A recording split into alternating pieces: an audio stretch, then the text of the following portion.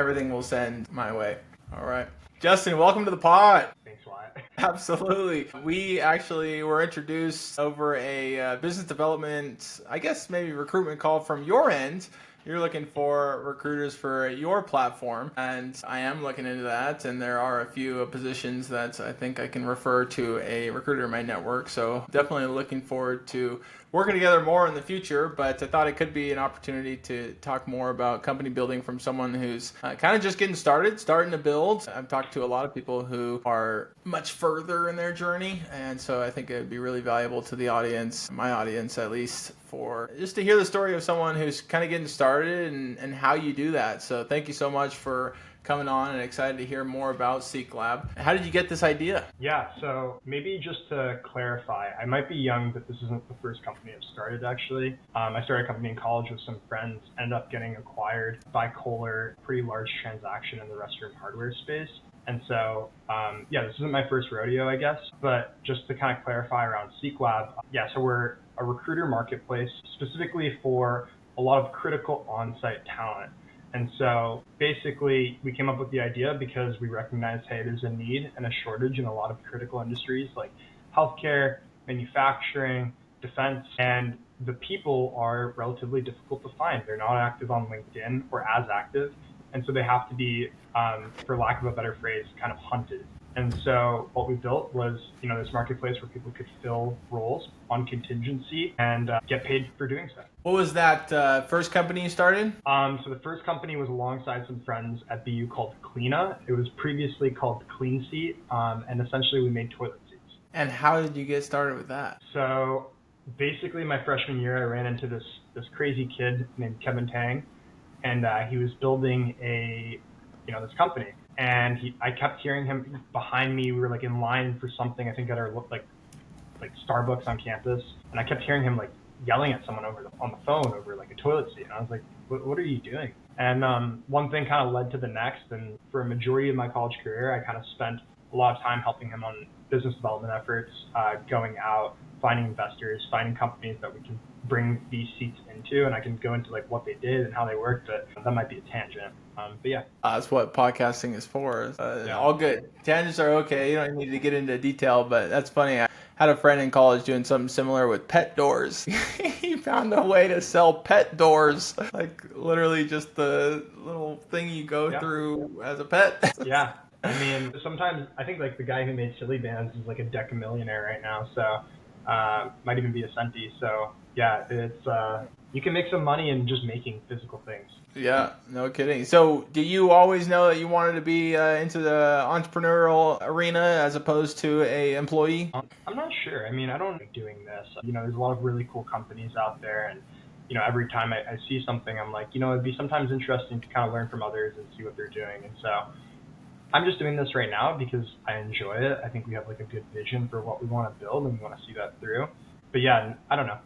I don't really have a good response for you on that one. No, I mean, that's part of the journey. It's like you're not supposed to know everything at all times. If you enjoy what you're doing, you're already 10 steps ahead of most people. I don't know if you know, a lot of the corporates out there are very unhappy, and perhaps a lot of entrepreneurs too. I think I just talked to a lady that is in her second business with her husband. They're co-founding as a couple, and it's just like, that is so unusual, but they're having the best time. They love it. And so I hope it works out.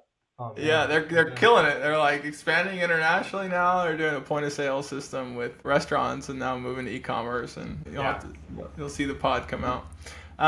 From what you've learned so far in your company building experience, what's the most overrated piece of advice that you hear often, and what's your actual belief around it? Oh, geez. Well, I think we kind of selected some questions before this, and I kind of forgot every single one that I selected, so I'm going to go off the cuff right now.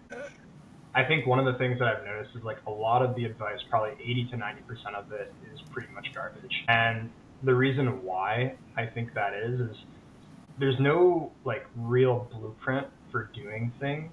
At the end of the day, like no one really understands what's going to make your company successful, probably more than you do, just because you live and breathe what you're doing every single day. Even competitors who have done like things tangentially, like they might have had, one missing piece that you have. And so it really, like, what you really need to do is kind of ignore most of the noise, I think, and really just focus on, a couple key factors that you can trust and rely on to drive your decisions. So I don't know, that's not like a specific thing, but it's more in general, like be wary of advice. Ask for it though, all the time, because if you ask for advice, you get good things usually is what I've noticed. And so like we ask for advice, that's how we got our first few investors. We asked for advice, that's how we got our first few customers. Asking some of my technical friends for advice, that's how I got my first few co-founders. And so the outcome is usually more important than like kind of the advice itself, to be honest with you, but you should always obviously be respectful of like when people are trying to help. That's my 100%. Yeah. What are those key factors you mentioned of like kind of what you stick to? Well, I think one is like, are you making money? Is there revenue? That's usually the most powerful indicator that you're doing something right. Second, is it getting optimized? Are people coming back? Are they liking the service more and more? Are they giving you positive feedback? The advice from people actually using the things you make is much more important than anything else. What else? I mean, is it getting easier? Is everything you're doing like starting to compound on itself? Those are kind of the things like I try to pay attention to. Are things not working? Are they breaking? Like obviously you got to see if that's what's happening there as well. But yeah, this might be like a little when you're like a little bit further than like idea stage, but still. Yeah. Yeah, I think the revenue thing is something brand new. For the last 15 years, companies were all like not making money and it was okay, but I think that's been a complete shift in the VC world as they're putting way more attention on the companies that are profitable early. Do you have the same experience? Have you heard similar things? Revenue with no margins is almost just as bad as no revenue at all. And so like you can't only pay attention to revenue. Like you also have to think like, is there a point? It doesn't have to be right away, but is there a point where the margins actually start to make sense? There's something defensible happening here, and I have the arbitrage and can find alpha and essentially like charge people more than what it costs to make it. I could go make $1 million if I go give everyone $1 million in exchange for $1 million. Trade money, but like that's not there's no economic advantage right there. So I don't know. I think there's probably a little confusion around even like revenue now. And I think you're starting to see like a lot of companies who are going to have really high revenue, but in a couple of years when like the VC dollars stop flowing in, their CAC to LTV ratio is going to be negative, or they're just frankly not making any profit and it's impossible for them to get to that. So that's the one issue of just relying on revenue. And is your current company, you said you do have investors and they came from just asking for advice. Are you actively seeking investment and what's your strategy there? Sorry, I cut out for a second, but I think you asked if we're actively seeking investment. Yeah, and what's your strategy there? Yeah, so I think like first of all, we're trying to prove out a concept ourselves. And so, we're not out here like desperate for capital just because the nature of our business is one that like does create, profit pretty quickly. That's the nice thing I think about like high ticket marketplaces, which is kind of a unique, maybe market, like that's just emerging now, but you can make money relatively fast. And so you're not beholden to the VCs. And so I think we kind of have a couple of key strategies. Like one is either, hey, we just keep doing this on our own. We see how far we can get. We maintain all the control ourselves. That is one option. Option B is you find a distribution investor. And so there are certain investors that can give you lots of distribution right away. That might be because of their customer network, but that might also be because they're kind of an influencer. And I think that's always also a really interesting thing because, beyond the capital, you want some advantage. And then lastly, hey, if the right price comes with the right term sheet, like I think it's something that we'll definitely consider, but we're not, actively, I'd say, like going out to investors aggressively. I think we're much more comfortable saying, hey, let's be patient and like let's get this right and build the right product and service for everyone. Staffing is about a $500 billion industry, been around for like 50, 60 years. Why did you feel that it was ripe for disruption? I think AI is like a big factor here. A lot of the workflows that recruiters do, and I think this, can be significantly enhanced.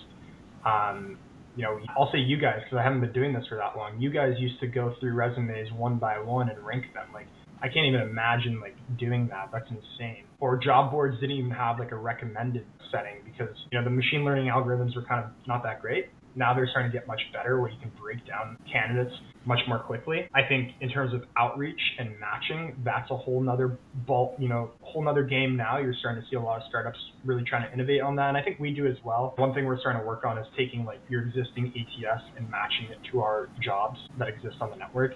And I think that's just going to save recruiters a ton of time. So that way they can spend, their time doing more important things, like actually talking to candidates.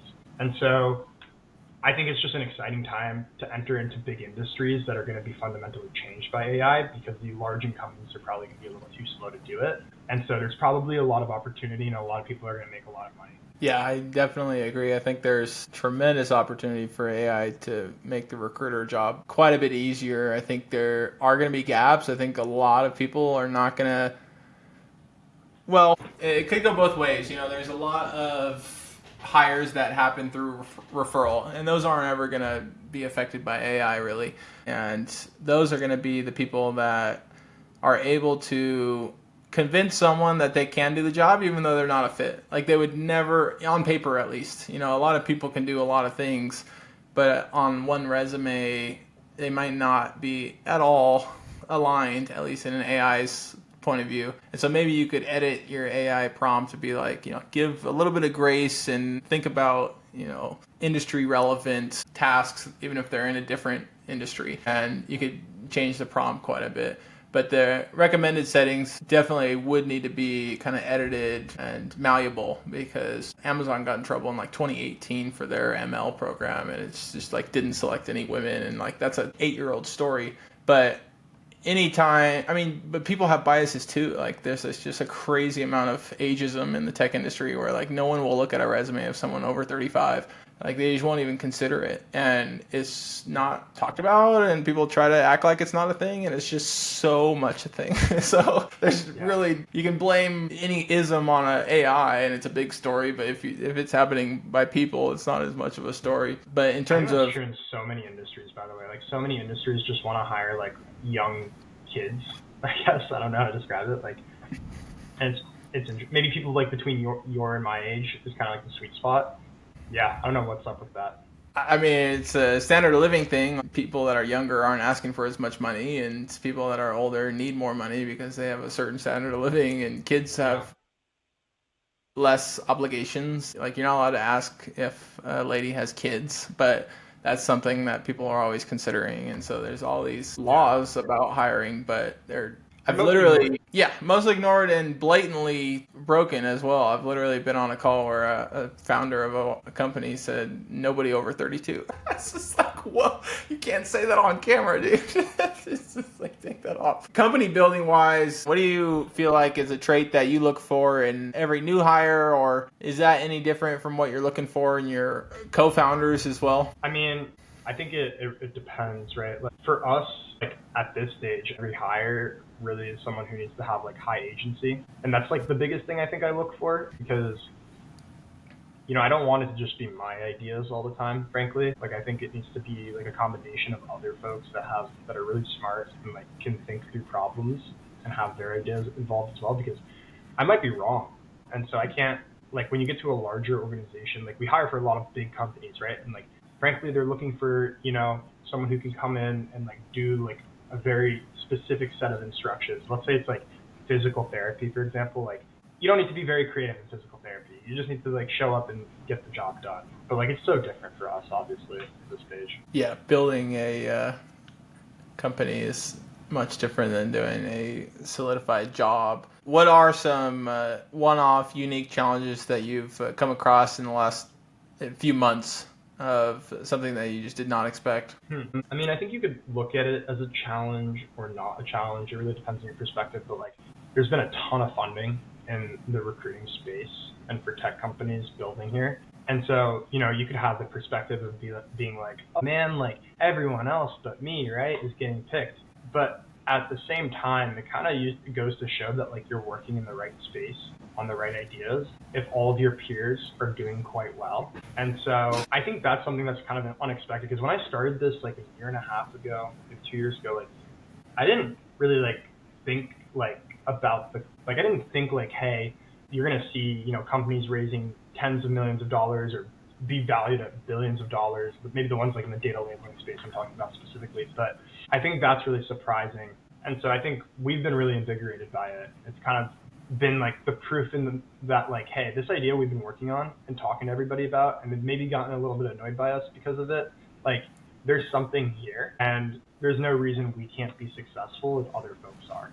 So, yeah. I didn't know anything about this type of business until we heard from Paraform, and then I heard from you, and now I've heard from Contrario, and I imagine there's quite a few others doing similar things, but there literally is staffing for every industry. And so if you're going to focus in healthcare, Paraform's not in healthcare. They're working on SaaS and YC, and Contrario the same. They're working on San Francisco startups, YC. And if you want to get into that YC world, then yeah, that's going to be straight competition. But if you're in the healthcare world, if you're in the manufacturing world, if you're in lawyers, there's lawyer staffing agencies. It goes on. Executive staffing. There's a lot of markets. Yeah, there's a huge amount of markets. What do you want to achieve out of this? Like, are you looking for a 9-figure exit, a 10-figure? Like, what's the dream for you? I just want to like see through, to be honest with you. I think that ideal end state is like something that a lot of the recruiter community like loves to use, and it's consistent, and it has the tools to help them be more successful, and there's a community like connected to it. If I can like play my small part in doing that, while also helping like hopefully like hundreds of thousands of people land their dream jobs and just match make better, I think that would be a really awesome outcome. Just because someone was talking to me about this, like, and this wasn't even necessarily my own idea, is like the labor market is probably the largest and most inefficient market. I wouldn't say inefficient, but the largest market in the world. And so if you can provide any efficiencies to it, you're impacting like people's direct happiness, their outcomes, their lives, the amount of money they make. Like, we have a lot of people in this country who don't like the work they do, and that's a problem. And I think that if we can like change that in any way, that's a huge outcome. How do you think technology could solve that, though? If someone's working a job that they don't like, how is AI or technology going to get them to the job that they will like? So my thesis is like the problem we've had is we've always relied on the applicant to go and find that particular opportunity. And so it's kind of like, luck of the draw right now is the way the system works is, hey, I'm unemployed. I'm really desperate for a job in the next 4 weeks. I go onto a job board. I see a particular job ad. I apply to it. I get the job. But what if a week later, like a better opportunity or something I didn't think to search of would have matched my like ambition and like my background a little bit more, and I just missed out on that. And so the cool thing about like going back to AI is like we're going to be able to create systems and infrastructure where instead of people applying for jobs, the jobs go out and find the people. And I think if you can do that really efficiently, you do actually fix labor arbitrage in a significant way. Currently, a problem companies have is putting an application out there and getting 1,000 applicants. And they're like, what am I supposed to do with this? I can't talk to 1,000 people. What I'm seeing now is all these email tools and automated outreach. Now it's going to be the same thing, but the candidate's going to get 40 to 50 to 100 to 1,000 jobs sent to them. So there's going to be a pendulum, obviously, as there always is with everything. How do you avoid that? Have you seen the meme where it's like two people using AI? One person's like, make this email longer. The other person's like, make this email smaller. I like that meme. I think like that's kind of what's going to happen. You're just going to see every time you see a new side of like a tool being built that allows for lots of distribution, you're going to see another tool that complements that to filter, match make, and shortlist. And so it's just going to be a constant fight. And this is what it always is anyways. And so, there's tons of companies working on, hey, how do we get candidates to apply for more jobs? But there's also companies like us that are saying, how can we provide only quality applicants to our customers? And so it's just going to be a battle back and forth. And at the end of the day, I think it's going to lead to that better matchmaking system. It's just going to be much more data. And like getting more opportunities thrown at you is not a bad thing. It's actually a good thing. You just need to be able to filter and basically bring that top of funnel down to a very quality group of people or jobs, depending on how you look at it. Yeah, there might be a AI agent you can just station in your email and summarizing all the jobs you've been sent and which one might be the most interesting to you based on what you like to do and what you're interested in. I mean, I think Google will probably just do that, right? Like you'll just be able to talk to Gemini within Gmail or whatever. Yeah. Are there any things that you wish you knew before becoming a founder? It's harder than you think, but like that's okay. I think like when you like first start, you're like, oh my gosh, like everyone else is so stupid. I'm so smart. I'll figure this out faster than everyone else.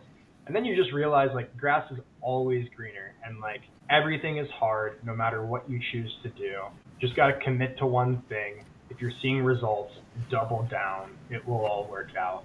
And that's like been my mindset, I guess, recently. But yeah, there's definitely some dark moments. You just got to get through them. Yeah, you got to work for every dollar. It's so different. Looking back at corporate life, it's like, man, that was so easy. I just got to check every Friday regardless of what I did. Yeah. Like I feel like sometimes I think like the dream I have in my mind is like, I just want to go like a week without having to reach out to anyone or like having to convince them of something or like sell anything. It's like, man, that would be so nice. You know what I mean? But it's all right.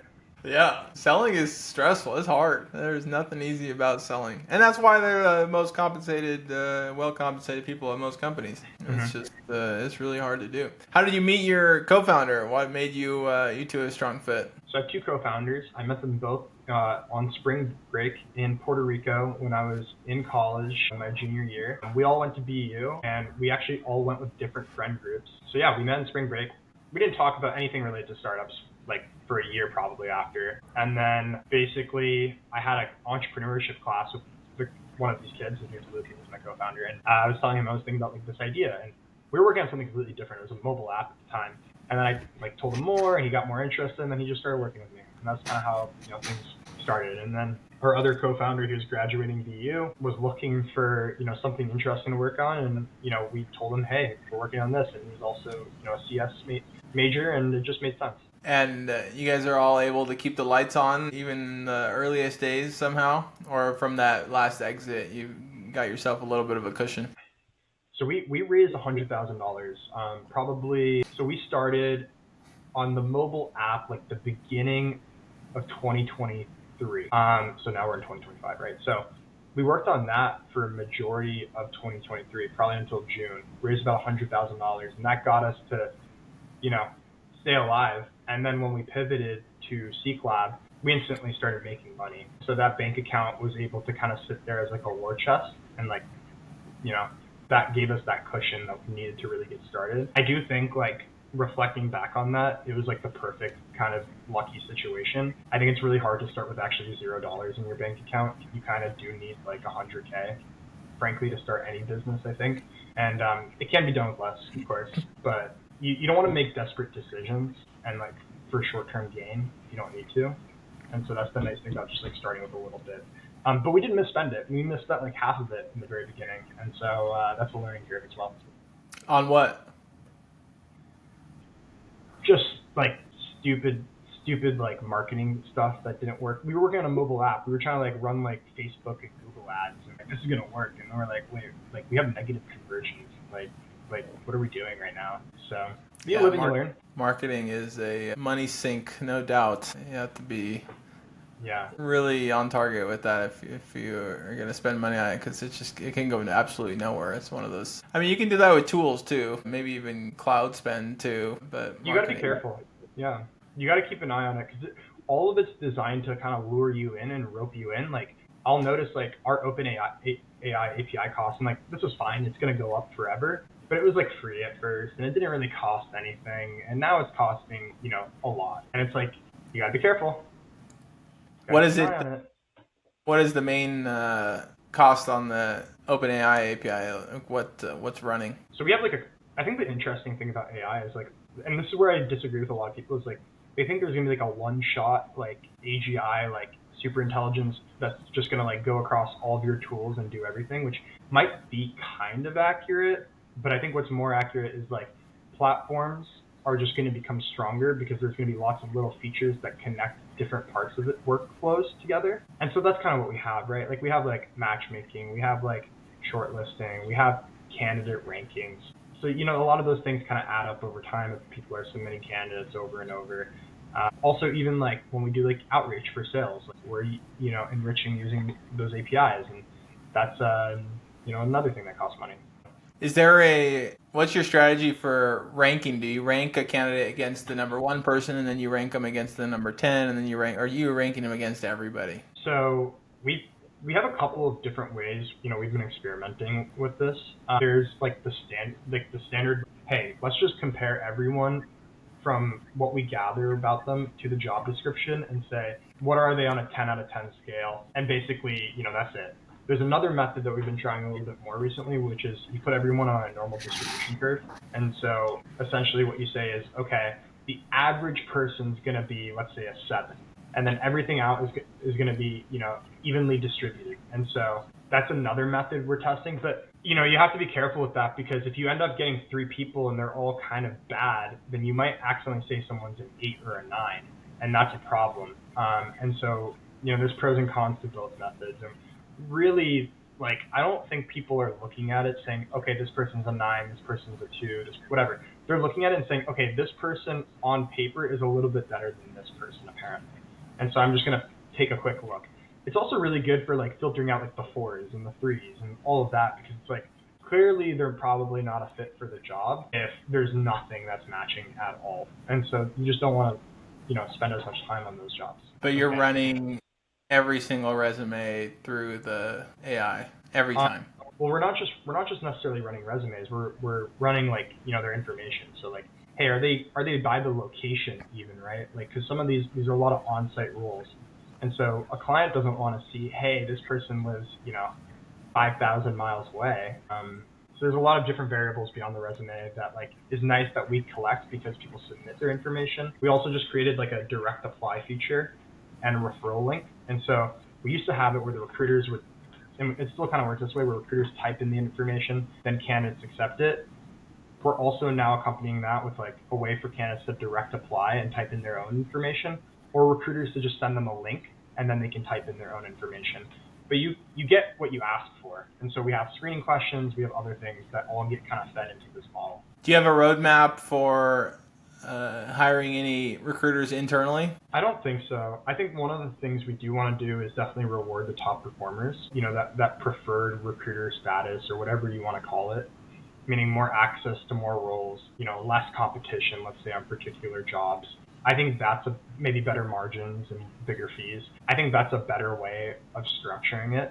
But at the end of the day, I think recruiting really is if you're doing contingent recruiting, it's a contingency game. And so, I think there's other ways of structuring it beyond just hiring your own recruiters and creating a really good process for everyone. Yeah, I think you're basically building an ATS. You're building a staffing company. You're just not employing the recruiters because you're going to build an ATS. You're building all these independent ATSs for all these recruiters that just want to access the candidates that they've talked to. But on your back end, those candidates are not the recruiter's property. They're your property. They're in your system unless your agreement states otherwise. You're going to eventually have this enormous bank of candidates that, 6 months, maybe your ownership with the recruiter ends or it's the candidate ownership ends after 6 months. And then you have all these resumes that are very valuable data. And you can have a recruiting coordinator use your AI to pair it with jobs that you already have, and then you don't pay out any recruiter fee. But see, I don't buy that argument. I don't think that's true.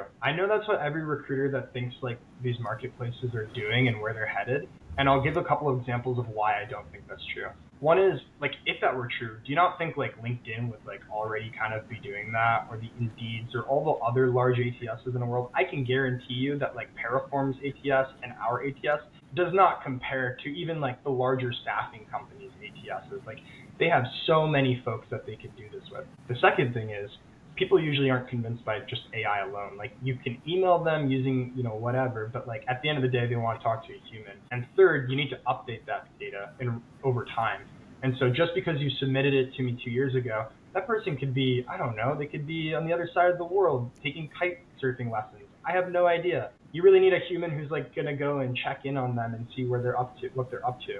And so I don't think us or Paraform move into this model where it's okay, all of the recruiting is being done by AI. I do think though, what will probably happen is we'll be able to flag candidates who might be a potential fit and then message the recruiter and say, hey, is this person potentially a fit? And can you check and see if they're still interested in this role? I think that's a much more likely scenario. So you've had this conversation before?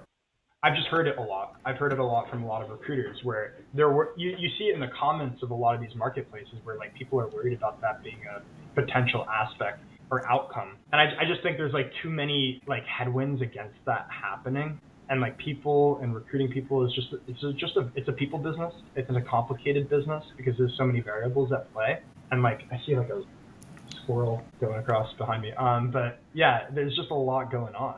And so yeah, I don't think there's going to be like the AGI recruiter that's just going to be, picking the candidate. Like there's got to be that human in the loop always. But you could have that human on your team. I see your argument. I'm not convinced either way. I'm just playing the advocate. Just like, do you want to expand a little bit on what you mean by that? Like, why would it be better for me to have a human on my team? Why wouldn't I just have a human on my team right now if that were the case? Well, I mean, you could have one, and then eventually you could have many more because you have this huge volume of data, and that would be a way to use the data. Without, you're not going to recommend candidates to a recruiter that didn't talk to that specific candidate. You want to recommend that candidate to the recruiter that candidate has already talked to.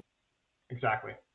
And you don't necessarily, you're not going to necessarily have that recruiter around. Recruiters change career direction too. And so that piece of data becomes dead unless you have a person internally that is keeping tabs on where people that are placed go, people that have good reviews. And like you have that currents and formers is what they call the tech systems, where like 60% of our placements were currents or formers. So people that were coming off contract or that had already come off contract with us and had done well in the past. So they're like verified good at what they do. And I think it's an important thing though. Like you have to have the relationship with the person already. And so like, it's really difficult for me to do that if, I don't have that relationship with the candidate and there's a recruiter who does.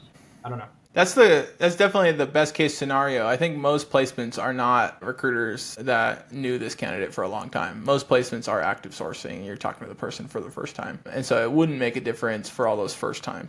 It will make a difference in executives. Executives don't talk to new recruiters that often. They're often having their agents out there. And so executives are a much different world. I don't think I feel threatened. I think what you guys are doing is really awesome. It's very empowering for recruiters that want to try their own hand at running a business, but are not good at sales, are not good at landing clients. So you guys are doing the hard part and you're still giving away a large chunk of the fees. Or not giving away, but paying a large chunk of the fees to the recruiter. So very empowering for a recruiter working at an agency that gets 10% of a placement as opposed to working through a platform like yours. And then you get a much larger percent of the placement fee, 10% of the placement fee. So that's like 2% of the actual fee, which is what happens in a typical staffing company. Last question, I guess, around competition. Do you think about competition often when building your company? Do you pay attention to competitors at all? It sounds like you have kind of thought about the other ones getting funding. How else do you think about competition when building SeekLab? Don't think about the competition.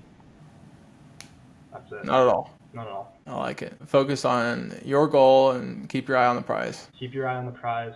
Like at the end of the day, these companies all look so different as they kind of go on their journey and build whatever they're going to build. And so if you're building something to like try and be, there's like this saying back, I think like Airbnb started it or something, which is like, you're either a missionary or you're a mercenary. And so are you building it for yourself and like what's in your mind and what you want, or like you basing it off of someone else's work? And like, unfortunately, like sometimes multiple people have the same idea at the same time. And so these things can look very early in the beginning. But typically what happens is one segment somewhere, another segment somewhere else. One builds certain SaaS tools, one invests in the community in a different way. Incentives are structured differently. And then you look forward 10, 20 years and these companies all look very, very different. And you can't even almost tell where they started.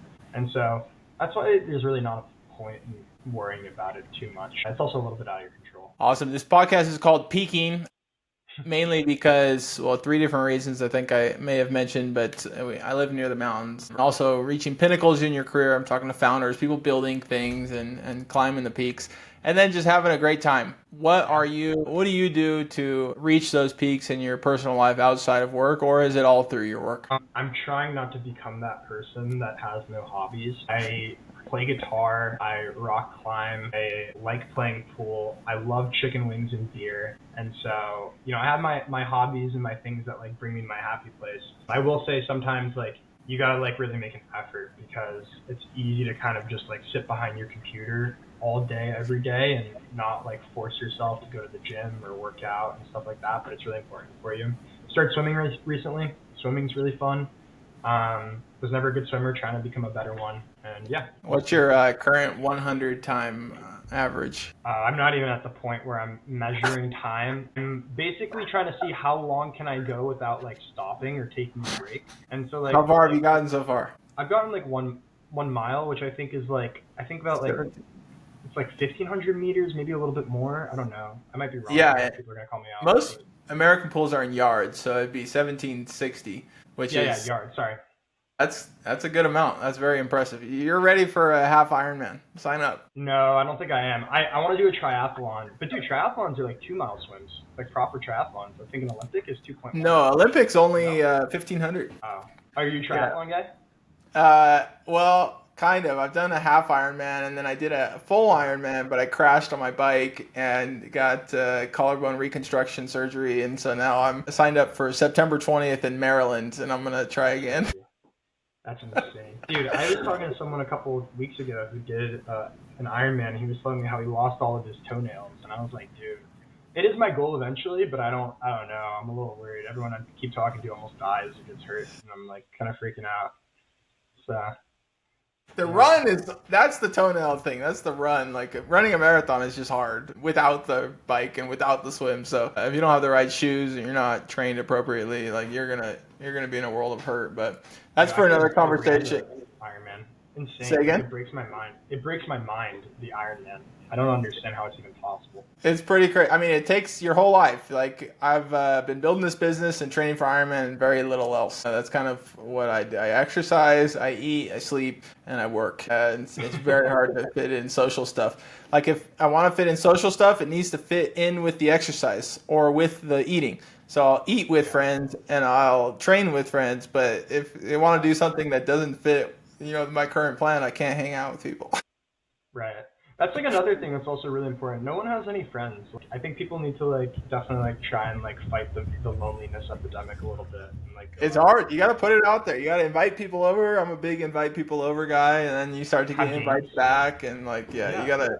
It's hard. It is hard, and I'm a recruiter. This is what I do, so I can't imagine being introverted person because it's hard enough as it is, and I'm a connector. That's literally what I've done for 10 years. So I hear you. You got to be the doer. There's a app called River that connects communities of people that are interested in the same podcast. And there's the Brian Johnson fans, and there's the All In Podcast fans. I'm part of the All In Podcasts.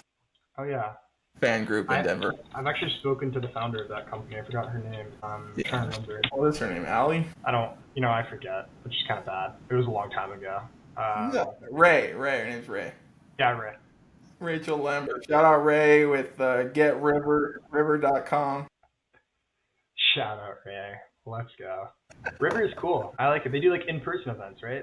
Yeah, exactly. Yeah. Okay. And then my group, we made a WhatsApp group where we talk to each other and talk about the topics of the podcast. And we're going on a hike tomorrow, and we meet up all the time. Can I ask you a couple questions? I know we're over, but now I'm interested in this podcast thing. If that's okay. 100%. Yeah. Okay. Should I stop the recording? No, you're good. You're good. You can cut it however you want. Wait. So, how many episodes have you done? What's the goal of this? And how long have you been doing this for? We started in March. It's definitely a somewhat of a fun project and also a business development effort. I'm talking to founders. Most of the time, founders don't want to talk to me if there's nothing in it for them. And so this is a win-win, and I'm trying to win over people to use our services eventually. Mm-hmm. And it's a marketing platform for me and them. I get to put out content and people see my face all the time. And so if they're seeing my face all the time on LinkedIn, then, when they need to hire, maybe they'll think of me. And it's actually worked for a company here in Denver. A guy hired me after I talked to him 5 months, and then he needed 5 months ago, and he needed a director of data, and he reached out to me, and I got the hire. And so it's marketing and hopefully sales. I don't do any hard sales pitch for any founders, really, definitely not on the podcast. I'm also genuinely interested in people and what they do, and founders are just interesting people in general. It's hard to do something like build a company, and I think those people have fun stories.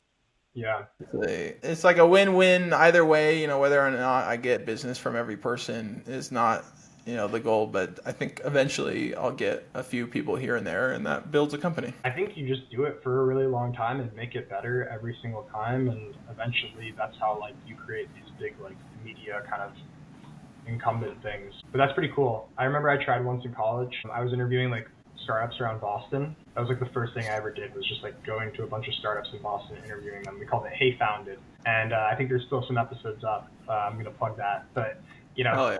it was hard, man. It was a lot of work to just like get people organized. I remember using this software actually, and I remember it was crashing all the time as well. So shout out to the engineers at Riverside. They got to figure that out. But yeah, it's a lot of work. That's my main concern with making it like a business development effort. Do you feel like it's worth it though, in your opinion? It is a lot of, it's not that much time. So I don't do the outreach. We have a guy that does the outreach. I do the recordings, and then Riverside does all the post-production basically. I'll spend like 10, 20 minutes getting everything together. So it's really not a huge time investment, but I enjoy it enough to where I'm not that worried about the time investment, because I like doing it and I'm meeting people. I'm being introduced to people. That is a net positive in your career. There's no ifs, ands, or buts about it. I'm talking to my ICP.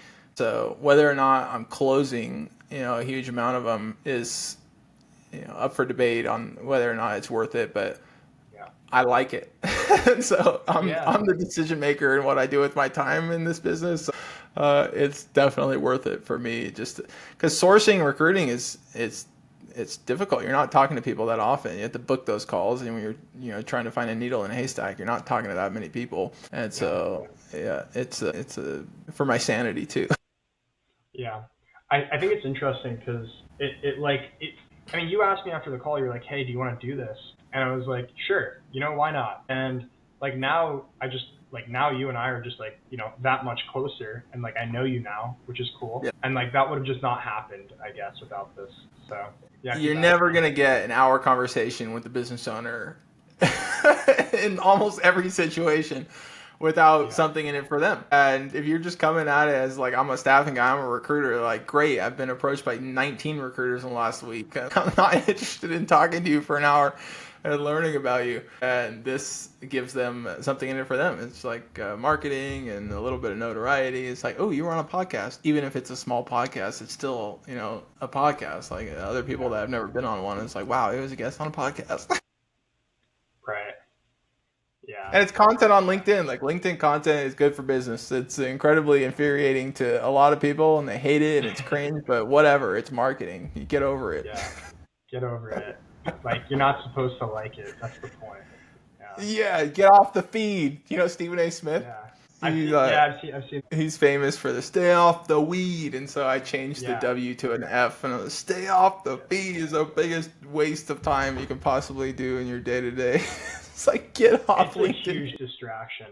Like, I'll go into LinkedIn to go and like do some, because you have to use it to go find people, and like then I'm getting like angry, like I'm like reading things and I'm like upset, and I'm like, what am I doing right now with my life? I need to X out all of these tabs right now. Read Hoffman got me. It's such a waste of time. Yeah, it's like literally deleted LinkedIn from my bookmarks and just have LinkedIn Recruiter up there, so I go to LinkedIn less, but I still end up typing it in. And it's like, get off the feed. Get off the feed. Oh, good deal. Well, I have a call coming up, and this went way over what we had planned anyway, but really appreciate you making the time, and I'll have this out probably next Thursday and potentially edit it a bit. But where can people find you? Who are you looking for? Who should be finding you, and where? Yeah, so if you're a recruiter and you're interested in working on more contracts, I guess go to the SeekLab.com. You can sign up directly on the site. You can also email me. I'll just say Justin@theseeklab.com. Also, find me on LinkedIn, Justin DiRaddo. And yeah, it was really, really nice chatting with you, Wyatt. Yeah, hopefully looking forward to more conversations and working together. So. Absolutely. Keep building. Thank you, Wyatt. Keep this up. Thank you.